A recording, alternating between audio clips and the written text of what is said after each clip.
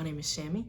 Welcome to Sammy's Dungeon Delve. This is going to be a new thing I'm trying out, where I'm just gonna sit here, record videos about D&D, and talk about it. So, this is Delve 1. I don't know how long these will be. For this first episode, I guess I'm shooting for a little bit. Today I'm going to be talking about how I got into D&D and what led me to care so much about this beautiful, beautiful game. So I first discovered D&D in, I think, about 2018. I was in like 7th grade. And I was watching a Slimesicle video. You could probably still find the video. It was the mod that rules is the Chaos Dice mod. And at the end, he shouted out his Dungeons & Dragons podcast. Just roll with it. Now, this was a turning point. This is what initially got me interested in D&D, but because I didn't have many friends to play with, I kind of dropped off as a D&D fan. I would still watch D&D content and consume D&D content, but I was more so just, how do you say? I was just, sorry, I'm blanking. I just kind of, I didn't have anyone to play with, so I wasn't doing anything. And yeah, and then probably about freshman year, 2021 and 2021, I rediscovered my love for D&D, and I began to search out for more D&D campaigns. I tried to DM a couple times with some groups of friends. They didn't work out the greatest. They had fun, but I'm not the greatest. I don't think I'm the greatest DM or anything. But yeah, I finally found a stable game to play as a player, and I have been playing in that since sophomore year. So it's been about two years. Give or take, since I've joined that campaign. We're still going strong, and I am also I have DM'd many games. I've DM'd like 4 games since then, and I'm currently on the 4th one of a tabletop RPG. It's all homebrew, so the only thing really that's D&D is the role playing and the dice. But we work with what we got. My hair is bothering me. Let me know if it looks good and if the audio looks good, or if you have any tips or tricks. Please let me know in the comments. Like and subscribe for more rambling videos if you just want something to put on while you work, do homework, whatever. Background noise, talking, friends. We're friends now. Nice to meet you. My name's Sammy. Yeah, so that's how I got into D&D, and now I think I'm going to talk about one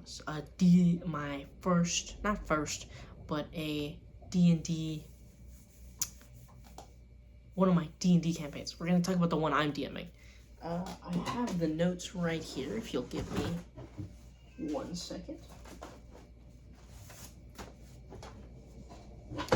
Alright, yeah, got the notes right here.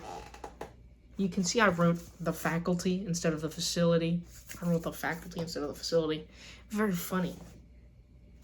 Very organized for homebrew stuff. I didn't end up using, like, the color coordination. There's the classes. There's my characters. So let's get into the characters. So our characters at the very start of the campaign, it's Sid, Tom, and Kronos. Now, these are all homebrew classes, and so Sid is a human from an alternate Earth and an alternate universe who ended up in this forest, which is the setting of the campaign. The forest. There's a whole bunch of context. I don't really have the whole thing laid out yet, so we're getting to that. but there's a forest that appeared on the continent of Antarctica in 2024, and our 3 players find themselves there. So the players' names, the players' names for anonymity, I'm not going to use their real names, obviously. We're just going to use the character names. Shout out to you guys if you're watching this. I love you guys, and I'll see you next session. It is Sid, like I said, Sid, Tom, and Kronos. Yeah, that's them. That is their names. Believe me, I would know them. That's their names. So, yeah, those are our 3 players. It takes them a long time to meet up with each other. It took like 7 sessions to actually meet up with the party and get them all together and towards a goal. And then it took them 3 days to find a base, because it's a little sandboxy.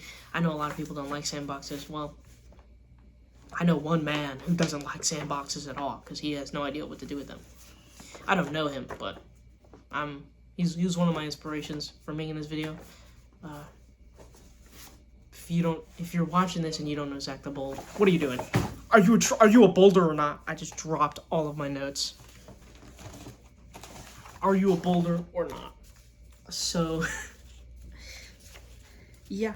So that is that was there's even more on the ground. I didn't see it. So sorry, guys. My apologies. Literally everything fell out. But that is, those were our players.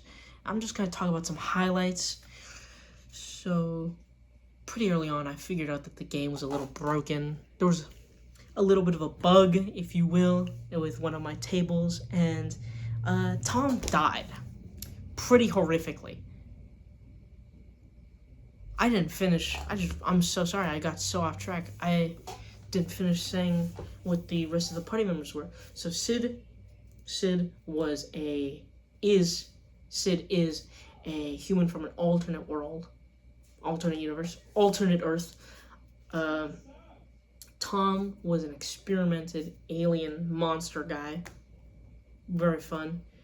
And then Kronos was a regular dude who he was obsessed with information, and he would regularly break into like facilities and stuff to try and get information. And then when this new unexplored forest randomly appeared on the continent of Antarctica, he freaked out and jumped at the chance to go see it.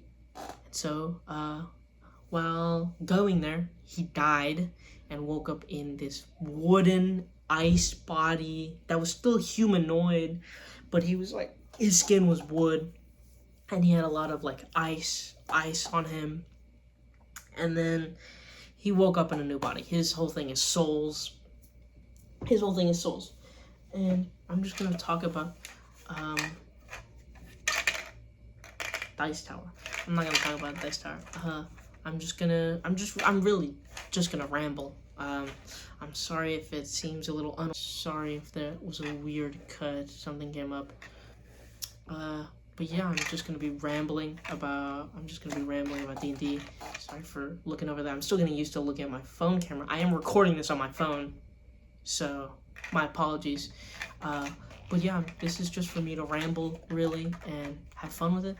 It should send me. I want it to be organized, but you know, I can't get very much organization right now. Look at this cool Dice Tower chat. It said chat, but you're not here, and not really. You're in my mind. I'm talking. I'm sitting here talking to a camera. I say, look at that. Oh, beautiful dice. Absolutely beautiful. Some good dice ASMR. I'm sure you guys love ASMR. No, you don't. I don't know why I'm talking for you. Maybe you do. Maybe you like that sort of stuff. Who knows? But yeah, I'm just gonna be rambling. This is kind of for an English project. This is kind of not for an English project. Hi, if you're watching. Teacher, whose name I can't say because I'm not. That's a breach of privacy. I say a breach of privacy. It's illegal without their permission. And I don't want to ask her to say her name on this YouTube channel because she already deals with a lot of kids. But yeah, D&D has always held a really, really special place in my heart.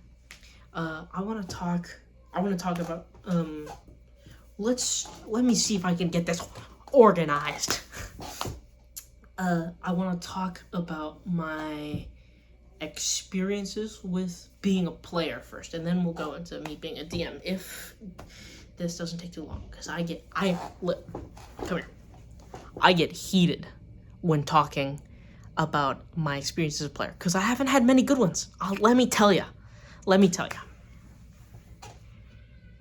So I'm gonna tell you, if you couldn't tell by me asking to tell you, and then the silence. This is not very funny. I don't know who's gonna watch this, but thank you for watching. I appreciate it.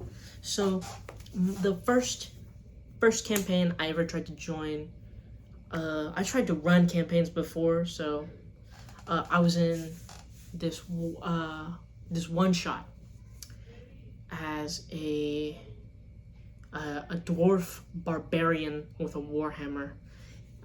My name was, I don't even remember his name. It was something dumb. I don't remember what it was, but it was dumb. Sorry for the background noise if you can hear them. There's people in my house. It's my family. My sister-in-law and her baby and my brother are across the hallway. So, sorry for that. If you can hear noise from that way is the door. So, sorry. But yeah, I was this dwarf fighter, and a lot of people did not like me, let me tell you. Now, the main reason why is because for this one shot, they gave us an uncommon magic item. And obviously, you know I had to go with the gray bag of tricks. I love that thing. So, bag of tricks, if you don't know what a bag of tricks is, it's a magic item, uncommon magic item, get bag. There's fuzz balls inside of it. You roll the dice to the side. You can chuck them, and you roll on the table, and an animal appears. And that animal is friendly to me, and I can control it. So a lot of people didn't like me, because that was my favorite item for a long time. And they didn't like it, because it took up a lot of combat turns. So I think that one shot was the first, and then I joined my... Sorry about that. I'm shaking I'm recording this on a ring light. On my phone. My phone's here. And then the ring light is there behind it. If you can't tell by the lighting. Let me know if this lighting is good, by the way. I don't think it is, but what can you do? So I'm saying a lot. I'm so sorry. This is very disorganized. I'm gonna get better as time goes on. But yeah, I lost my train of thought. And then I joined my friend's home game of Icewind Dale, and he liked to homebrew. I was a variant human warlock, and my whole thing was I served the Great Deep One, Cthulhu-like deity, patron.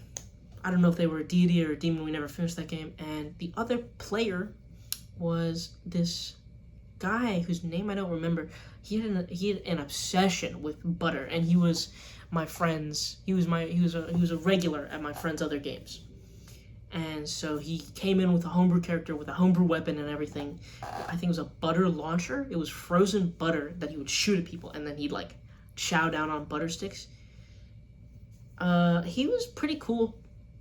We had some minor disagreements about like story decisions, story beats, and what to do. Excuse me, so sorry.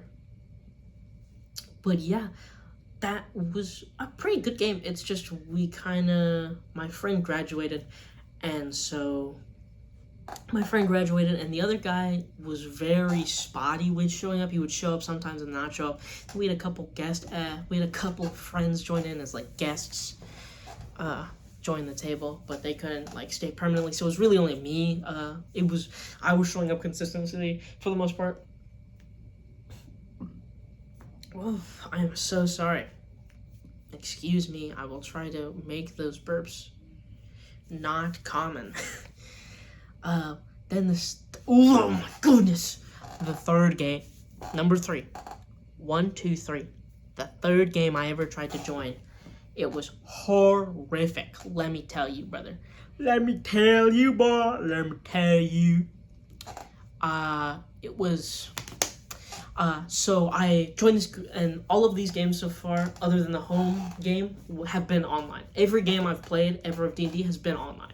It's been really hard because I have a car, but I don't have my license currently, and so and I don't know how to drive, so it's really hard to go meet up and do a physical session of D&D, especially in my senior year of high school, when all my friends are busy trying to find out what college they're going to, and I have no idea what I'm doing.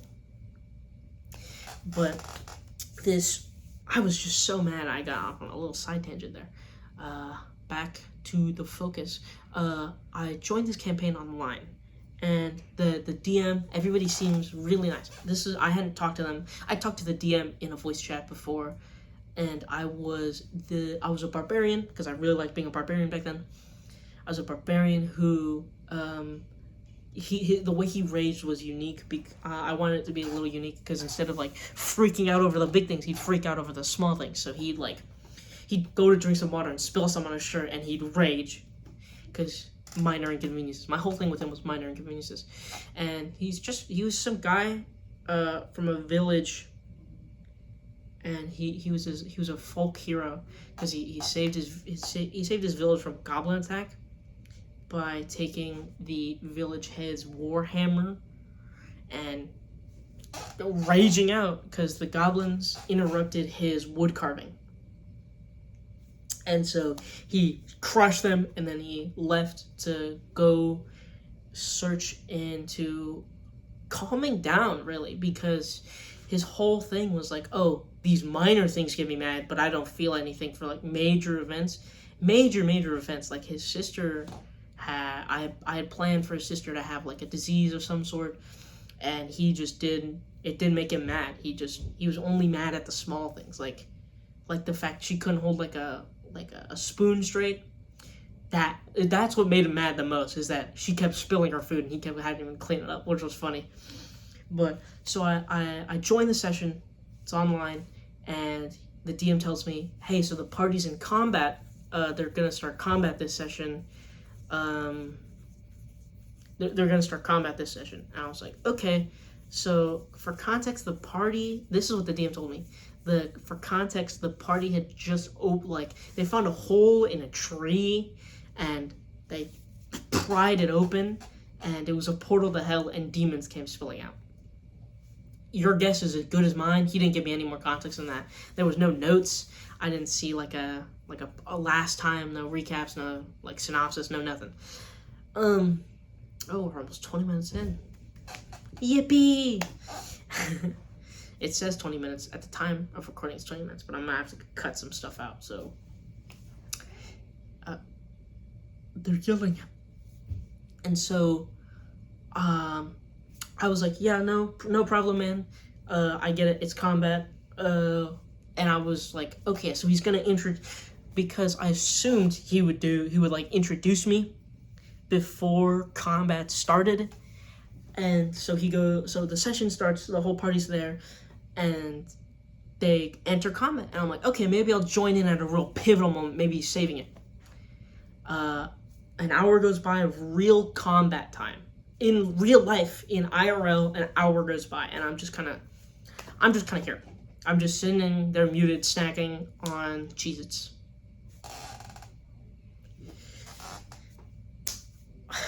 Sorry. I'm very sporadic. I'm all over the place right now.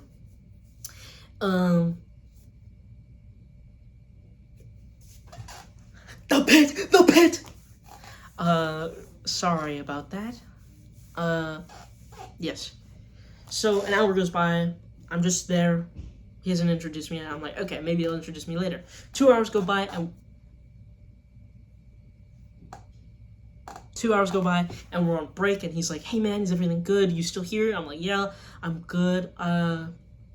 And he's like, yeah, sorry combat's taking so long. Don't worry, we'll make sure that you play this session. I was like, all right. He said he would make sure I could play. And I took him on his word for it. Now, he did not let me play that session. Spoiler alert, I was waiting for 2 more hours. The combat lasted for 4 hours. And anytime he wouldn't, like, immediately deal a killing blow to the players, he would be like, ah, ah, ah. He would crash out, dude. He would freak out like crazy, bro. Sorry about that. He would freak out like great. Like, I'm talking like he would scream, like his mic would peak. He'd have to mute and be like, sorry, I'm back. I had to go hit my punching bag. Brother, why are you trying to kill your players? Like, I get you're playing an enemy who's trying to beat up your players, but you're just getting mad that you're not killing them and that you're not winning. You're not supposed to win. You're supposed to be rooting for the players and giving them ideas. You don't have to root for them, but the story is the players. It's not the monsters. Eventually, after 4 long hours, I'm sitting here for 4 hours looking at this map on this one D&D website whose name I forget.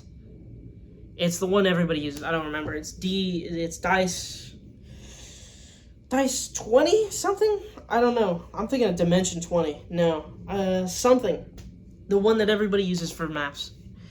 I was looking at that for 4 hours, snacking on Cheez-Its like I'm a 5-year-old. I could have, like, made food. I could have left and made, like, a sandwich, get some chips, get some Coke, and chow down, because I would have had no worry. You want to know? Let me tell you how he introduced me. So it's 4 hours later.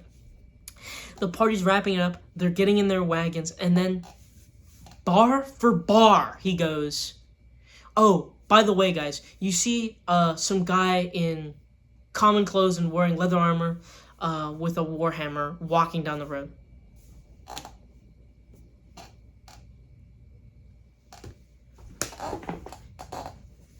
I'm just trying to make sure you heard me. He said, you see some guy in leather armor and plain clothes with a warhammer walking down the road.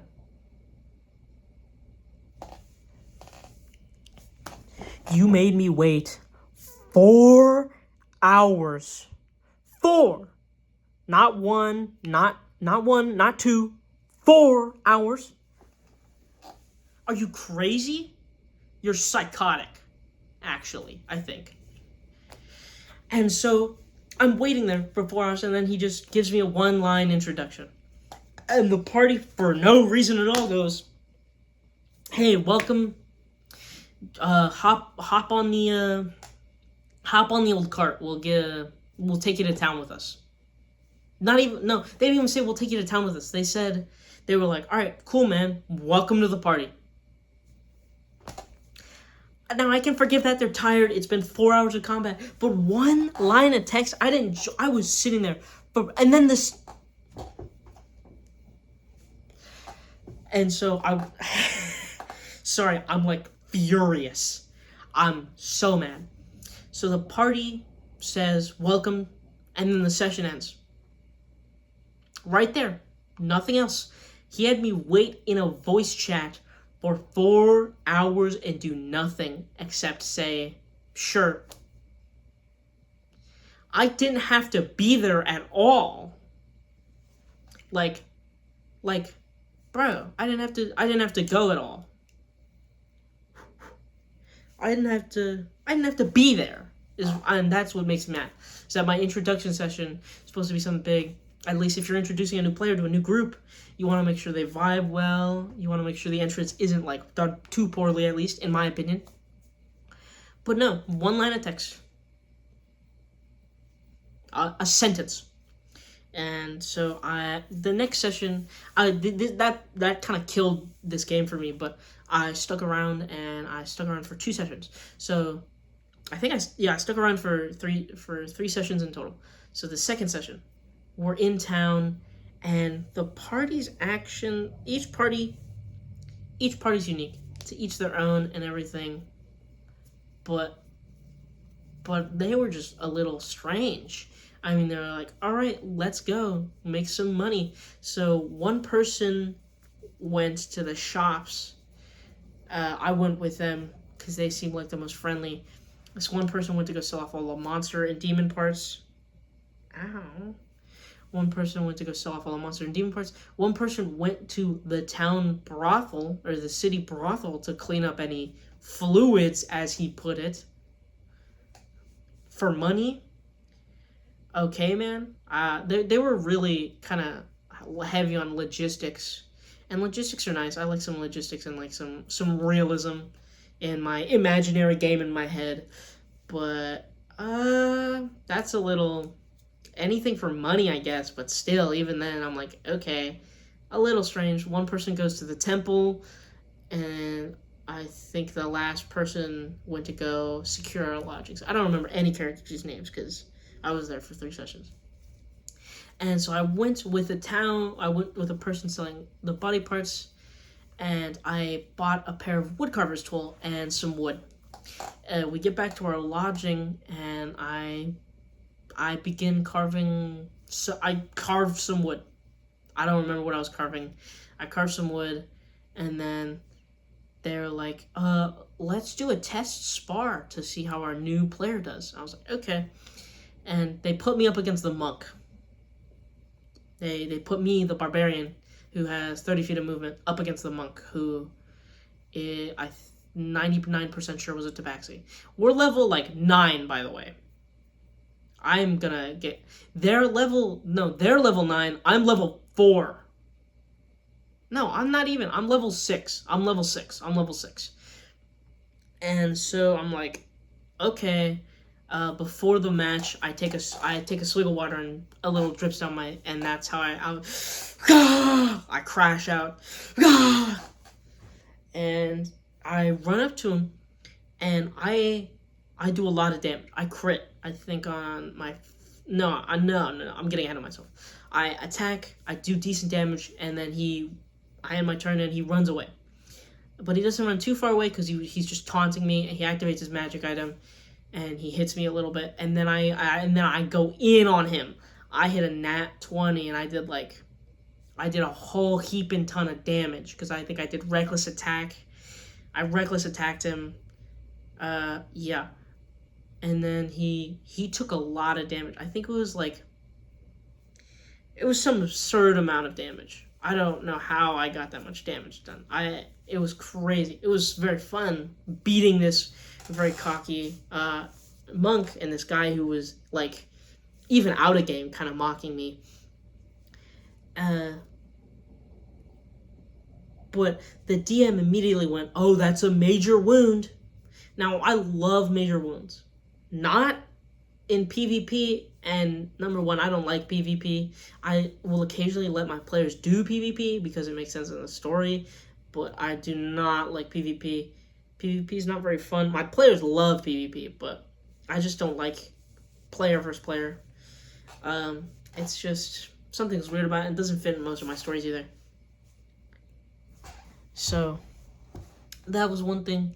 And then, sorry, I'm trying to figure out this reflection, because you can see the ring light. It's fine. So that was something, but I gave him I broke 4 of his ribs and gave him a concussion. I'm sparring him. I'm not trying to kill this guy. And so we ended combat there, and we healed him up, and then we took a short rest, and then after I think it was a short rest, yeah. After we took the short rest, we took a job to go to... No, we took a long rest. Then we had a job lined up to go deal with a band of orcs. And we went there to go... We stealthed up. We saw their little camp, and we were like, all right, it's time for a fight. And then the session ended. Now, out of game at this point... I had talked to one of the players about the game, and he didn't go into detail of what the game was about. I had no idea what the goal was, it just seemed like we were kind of here. I know at one point we did. I know before we left, we went to the church to meet up with another character, I think, or another NPC. I don't remember what we did there. But I mean, like, that I couldn't. There didn't seem to be a goal. It wasn't the campaign I was looking for. So I messaged the DM. I was like, "Hey, man, it's nothing on you, but I'm getting really busy with schoolwork." And it's not a lie. I was getting busy with schoolwork. And so I didn't have time for D&D, and so I quit the game. Session 3. I quit the game, and I will never know what happened to that guy because I unfriended him on Discord and all that stuff because it really just, our vibes were not connecting. So that was my first, like, game that I could get into that lasted more than a session. And that wasn't with one of my friends and a furry. That's what it was. So the butter guy, sorry, this has nothing to do with anything. The butter guy was a furry. He was a fox character. I don't have anything against furries. You do you, man. As long as you don't impose any of your views onto me, we're all good. I don't really care whatever you do. I mean, some of my friends are furries. I really don't care as long as you don't impose your thing on me and try and make me a furry. He didn't try to make me a furry. He just seemed a little off. And he would talk about being a furry a little too much. It's none of my business. Anyways, back onto the topic at hand. Then I got into my current campaign, and now I'm on my second character in this campaign, because I'll get to it. We're going at a solid 33 minutes right now. Very fun. It'll probably be more closer to 25. I have no clue what editing Sammy is gonna do.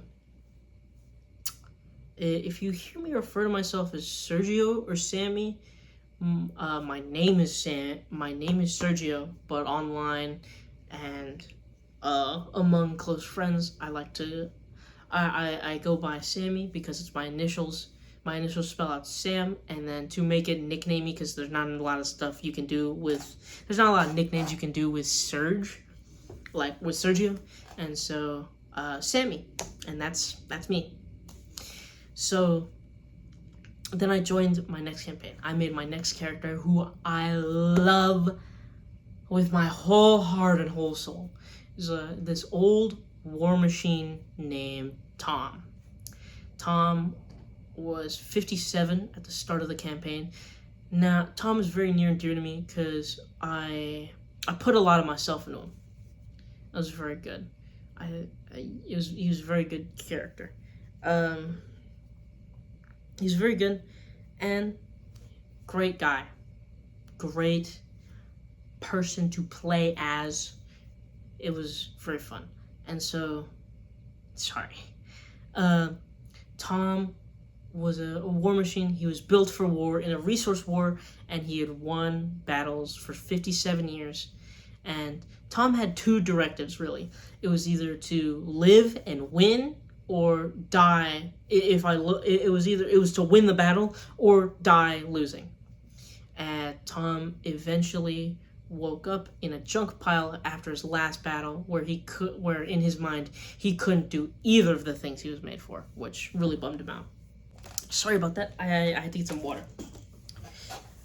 But yeah, that really just, he felt useless, and he didn't feel like he belonged anywhere, not even his kingdom. So he left to go find a new purpose because he failed at his original purpose. Oh, I cheered it down a little bit. So he left to go find a new purpose. Now, on this new purpose, he met the party.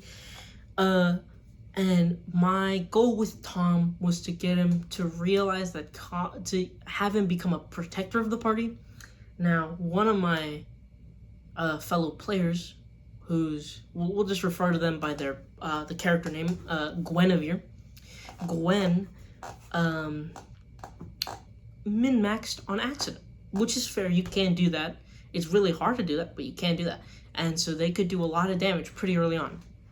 And so Tom's whole goal in the beginning was, oh, I found these new friends. Let me protect them and show them. Instead of fighting for a country that doesn't care about me, let me fight for my friends who love me, and eventually turn to my family and overcome that need to protect. Now, Tom wasn't very strong. I am not good at building power, I'm not good at min-maxing at all, and I never tried to. And so the combat limelight was definitely taken, which I don't mind. I really don't care. But for Tom, it meant a lot, because he took this as him failing to protect the party. He's like, oh, they don't need my protection. And after a lot of things happened, it eventually turned into his goal changed from wanting to protect the party, which he failed at, into, well, if I can't protect them in combat, maybe I can protect them in other ways. And I had in my mind, him becoming a chef and cooking for the party, building things for the party. I had a new goal to build because at this point in the campaign, the big bad evil guy had revealed himself, and we were running away from him, and a lot of refugees were running away from him. So my goal was to gather a bunch of refugees and build a city, and build a home where the party could come back to. And as soon as my ideals changed from protection to protecting them in a new way, Guinevere got stabbed in the chest and died. But they resurrected because they are very special. They're a reaper, so they serve the goddess of death. Whole thing, but they revive essentially as a different person. And Tom was magically restrained, watching the whole thing, watching who he considered his family die in front of his eyes. Very fun. And this sent him off the deep end into oh, I'm gonna protect you now no matter what. And this led to me multi-classing into barbarian, so I could get that rage. And I had a really cool idea for his rage, because through the course of the campaign, Tom's appearance changed a lot. And he had a core that would regulate magic through his body, like veins, and I had it so it was visible all the time. And his eyes were the same color. And oh my goodness, I'm so sorry. Oh my goodness, excuse me, I'm so sorry. And one thing that he would do the most is the color would change depending on his mindset and his mood. And I had a thing where when he raged, the way I was going to describe it was, you see the colors, you see the magic colors on Tom begin to change and change and change, and they go from red to blue to orange to green to purple, and then to black, as these little twings, these little dots of this white energy appear in his eyes, and his body begins to contort and move in ways he shouldn't be able to as a robot. I was gonna have him do a full 360 spin. I was gonna have him do all this cool stuff. And the first we get into we have an ambush. We get the jump on some demons coming to get the jump on us. Now, obviously, we get an ambush, but unfortunately, where Tom was on the map was too far out of range to do anything to any monster. And so I was like, okay, I will approach this monster and do nothing. So I did nothing. And at this time, I was going through a lot out of game. So this bummed me out a little bit. And then when we got to my turn, there was only one enemy left. And there was no point raging. Quite literally, I think my party member did 400 damage.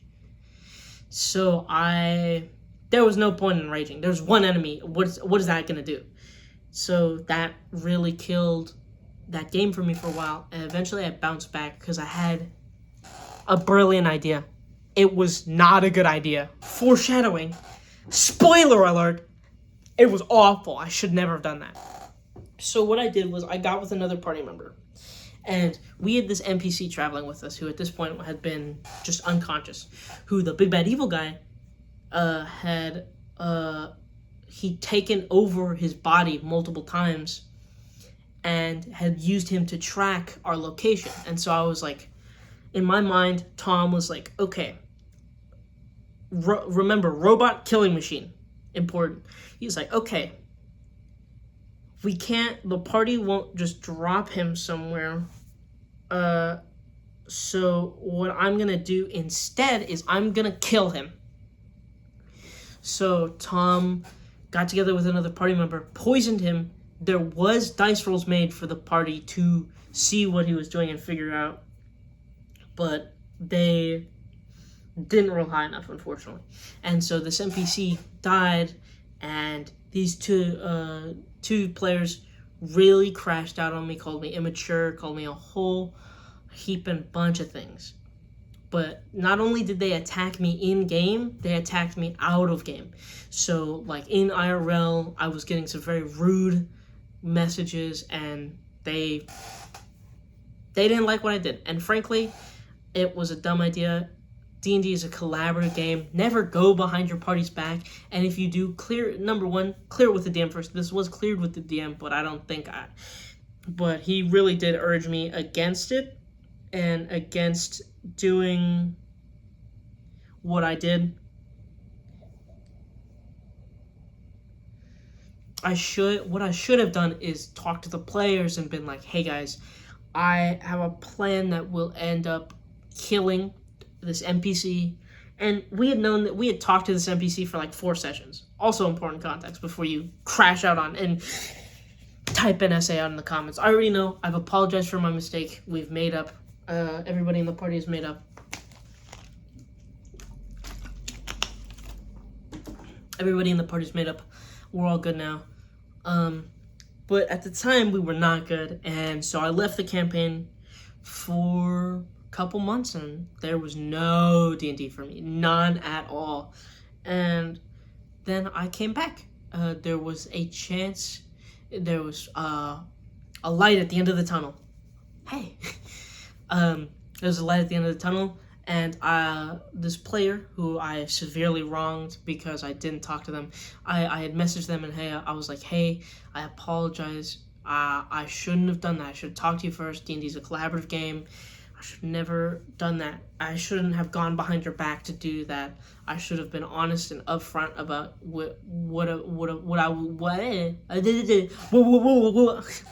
I should have been honest and upfront about what I was planning to do and why I was planning to do it. I shouldn't have never gone behind your back like that.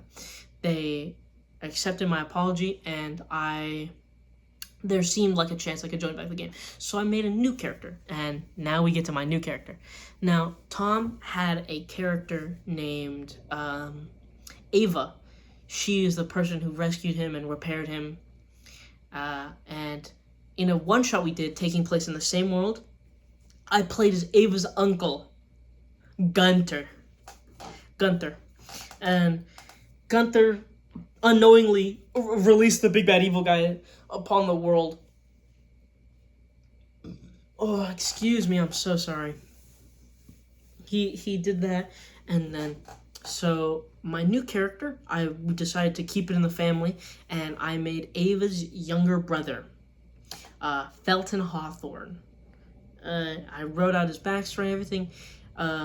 His uncle died when he was 10, and that kind of changed his whole life. And after his uncle died, his mom, I don't ever know what happened. I haven't written what happened to his mom yet.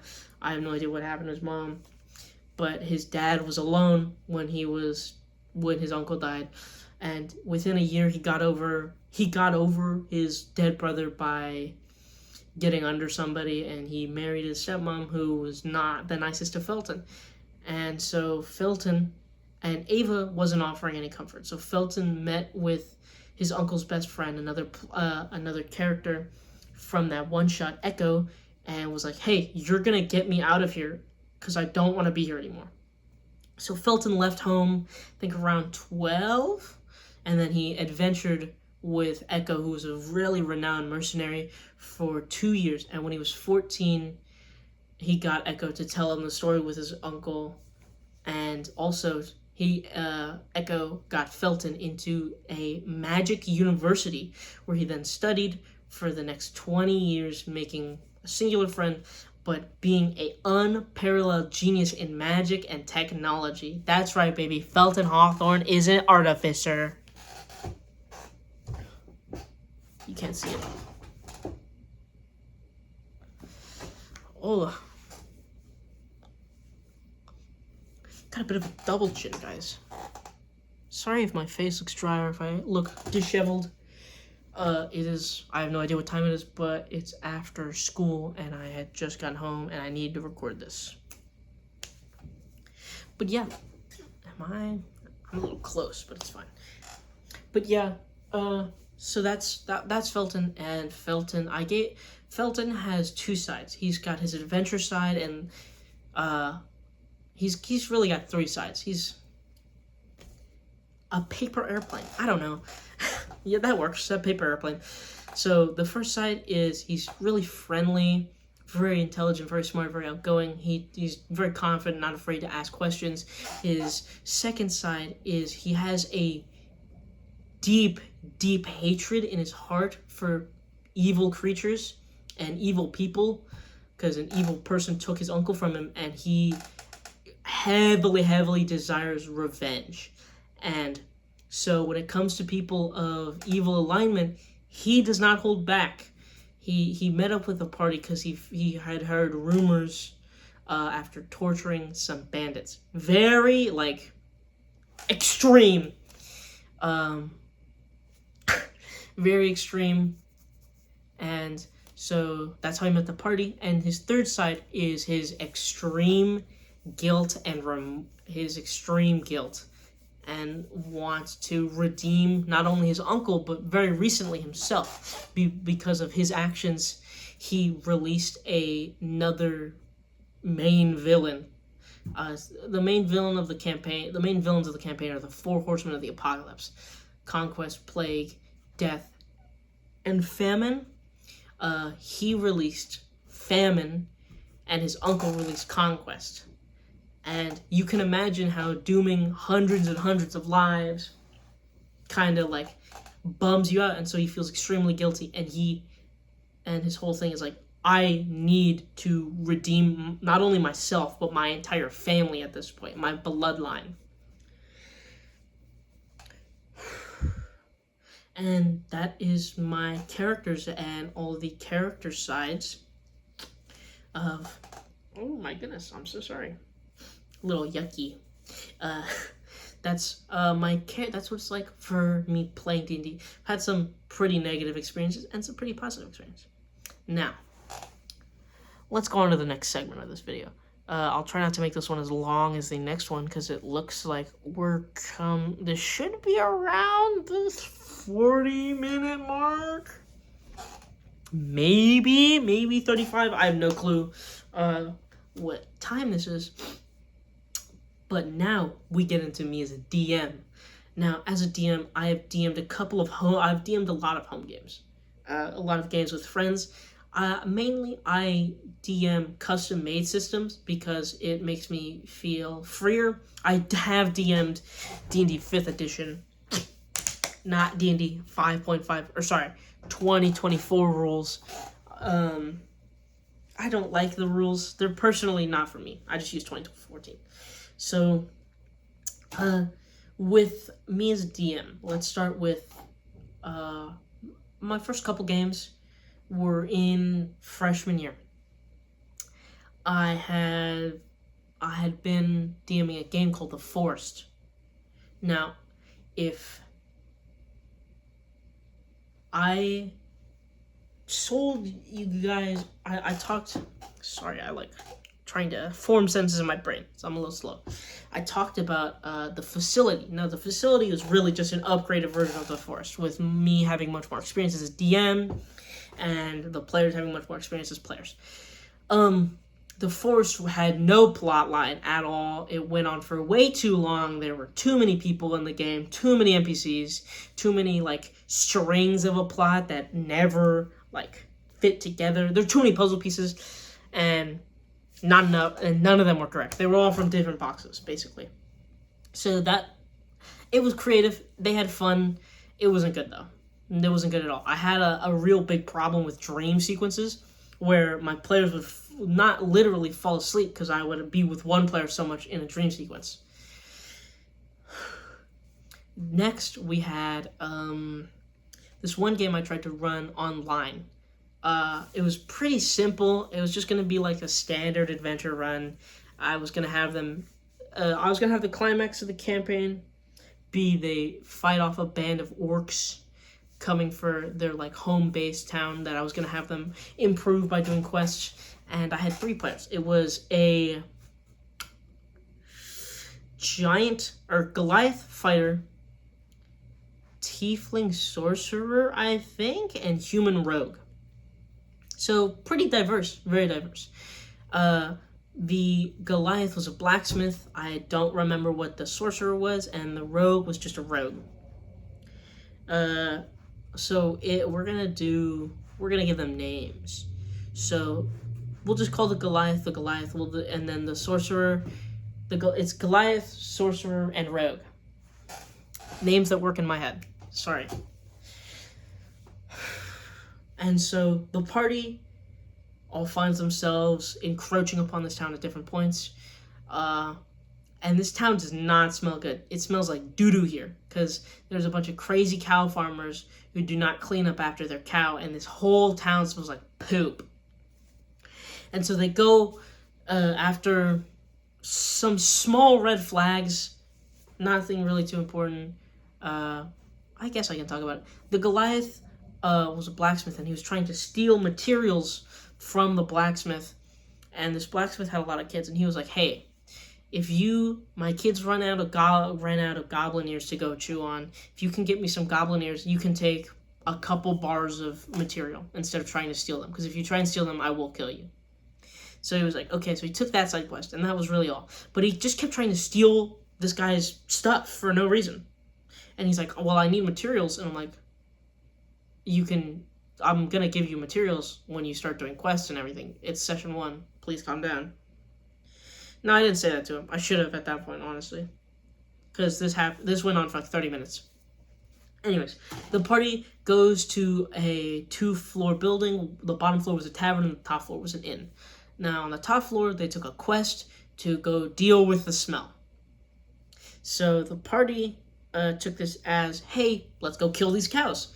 And so the rogue snuck over to the farm and poisoned the water troughs. And this did kill the cows. They're cows, so they couldn't tell. This did kill them. Sorry. This did kill the cows. But it got the attention of the farmers. So the farmers rush out and begin fighting with the party. The rogue pretty easily defeats his. The Goliath and the sorcerer, however, are having a hard time. The sorcerer specifically, because he lights one of the cows on fire. And then the building on fire. And so this crazed farmer is beating him up. He is destroying him. And it's the Goliath's turn. There's no enemies around him. There's enemies around the rogue, but the Goliath is like, I'm going to go help the rogue. Or he's like, I'm going to run away. And I was like, you're not going to help the sorcerer? And he's like, this is important. Keep this in mind for later. He's like, no, I just met this person. I don't care. So I was like, okay. Eventually the party gets through and they go to the thing, and she's like, all right, I'll each give you one item that I'll each do. She's like, the whole town's undead to you. If you want something, anything at all, within reason, I'll try my best to grant it. And the sorcerer was like, anything? And I was like, and I said as a DM like 4 times later, after explaining it again to him, I was like, anything within reason, please use your common sense. And he was like, give me the tavern. And she was like, I can't do that. That's me and my brother's welfare. Please pick something else. I could never in any world do that. and he keeps on insisting. I think about 4 times of insisting later, she slaps him, she punches him. The rogue at this point chooses an item, and he's like, okay. She gives him his item, and then the sorcerer goes, you said I could ask for anything. And so she hits him again, because at this point he's being belligerent and essentially harassing her. And then listen to this. Remember like 2 minutes ago or a minute ago when I said the Goliath said, okay, listen to this. So the Goliath immediately goes, I cut her in half. Hands off the keyboard. What? And I'm like, why would you do that? And he's like, she just attacked my family. 5 minutes ago, not 10 minutes ago, you said you didn't know this guy, and that's why you didn't save him in combat. And all of a sudden, 10 minutes later, 10 minutes later, not even in game time, it was like 5 minutes later in game time. 10 minutes later, you claim he's family and cut this innocent girl in half? Now, I was much less experienced then, and so I was just gonna roll with the flow. So I said, okay, and then I had described to them earlier how in this tavern, all the guards are on break right now. So they're in the tavern. So he cuts this poor woman in half, and then the rogue is like, I need to get out of here. So he tries to stealth check away from the party. The party sees him and starts running towards him as they involve him in the chase for guards, and they essentially kidnap him. And then they meet up. I had a plot hook where the mayor's son who ruled over the town was not good, and he was currently under like witness protection in fear of the townspeople killing him in a riot. And so they find the shack he's in witness protection in. The Goliath rolls a nat 20 on a charisma check because there's 2 guards out here. He walks up to him and goes, I'm your new boss. Rolls a nat 20. All right, man, I guess you're our new boss. So they go in, they grab the Baron, and they throw him out, and then he sends them on their way. And the Baron's like, you're going to regret this. And then they grab the rogue, who they still have kidnapped at this point, tie him up, and then they all are like, all right, we go to bed. Now, at midnight, the rogue wakes up. The rogue gets up and cuts out of the rope and stealth checks away. And they're like, oh, no, he can't. I'm like, what do you mean he can't? He's like, I'm not sleeping. I was like, you need to sleep to get a long rest. And he's like, no, I don't. Goliaths only need 4 hours of sleep. I pull up his character sheet. I show him, you need 8 hours of sleep. It says nowhere in the Goliath race that you only need 4 hours of sleep. So the rogue escapes, and that's where I end the session. This session killed any motivation. These guys were not good players. The rogue was good, and he was a good player, and I admire him for sticking that out. But I was like, guys, I didn't even say anything to them. I deleted the Discord server. I didn't say a single thing to them. I deleted the campaign. I deleted the Discord server. I vanished off the face of the internet for them. And I should have handled that better for sure. But it really, like, bro, use common sense. And originally I thought I was like, okay, is it me? Am I doing something? It was not me. It was wholeheartedly them, and I could see that now. But, early DM thoughts, you're like, oh, I'm the issue. And then I tried to run the forest one more time. And this one lasted for way longer. It had way more story elements. This one lasted for way longer. I think it lasted for a year. But we eventually had to end the campaign because too much was happening and I got too in my head again. Then I DM'd a regular D&D campaign with my friends. And this one lasted for a while. This one was called Eternals. Now, the players for this were Armin Amos. It's Armin Amos.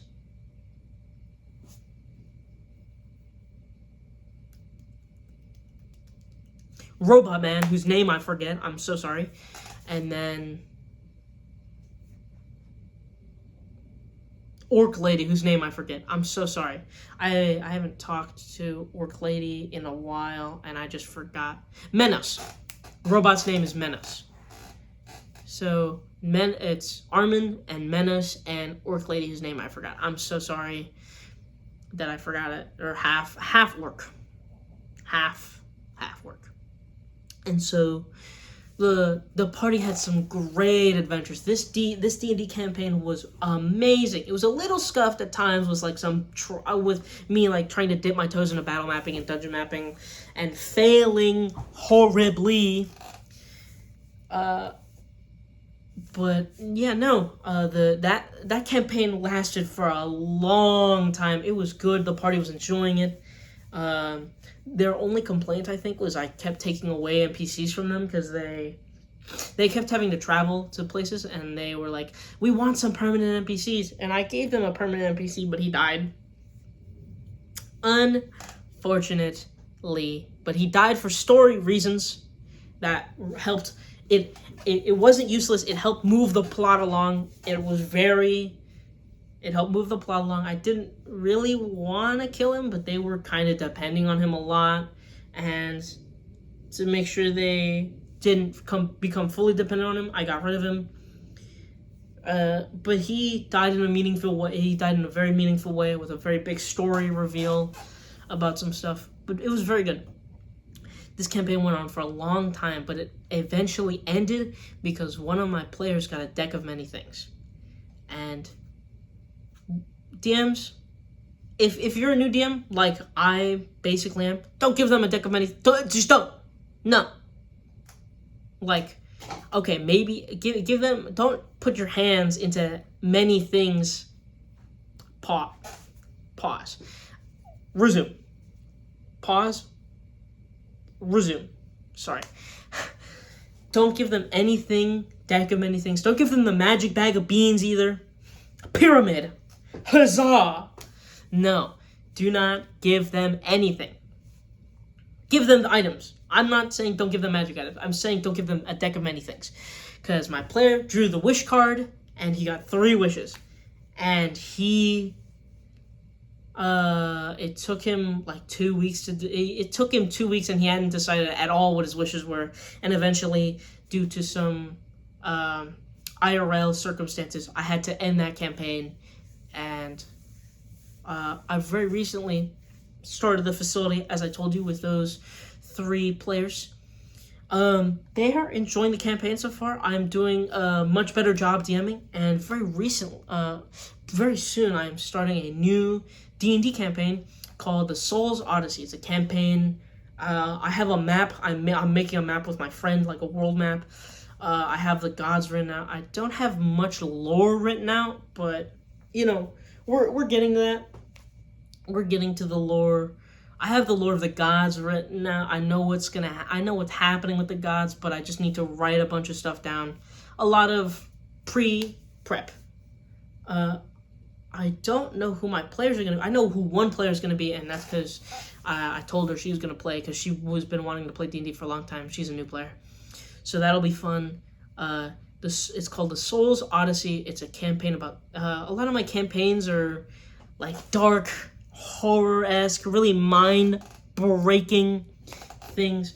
But The Souls Odyssey is going to be a story of family, finding yourself...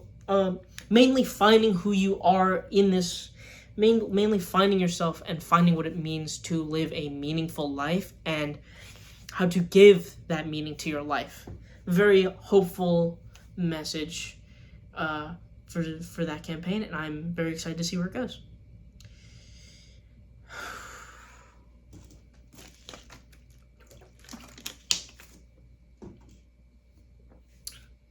All right, well, I think we're nearing the hour mark. If not, I don't know what to tell you. I've been talking for a while, and my voice could use a break, and I could go use some food. So thank you for joining me for Delve number 1. I hope you enjoyed. Once again, this has been Sammy. I hope you enjoyed my long ramble about my time, about me finding D&D, finding being a player, and DMing. It was very loose, very riff-raff. I have no idea when the next video is going to be. It should be pretty soon. Look forward to it. But, yeah. Thank you guys so much for watching. Like, comment, and subscribe. And if you want to share this with people, please do. This is, just so you know, this is a passion project. This is a hobby. I will not be focusing on this. School for right now. School and my personal relationships are still at the forefront of my mind. This is just a hobby I want to do in my downtime. Thank you so much for joining me on Sammy's Dungeon Delve, sorry. I hope you enjoyed today's delve, and I will see you guys next time.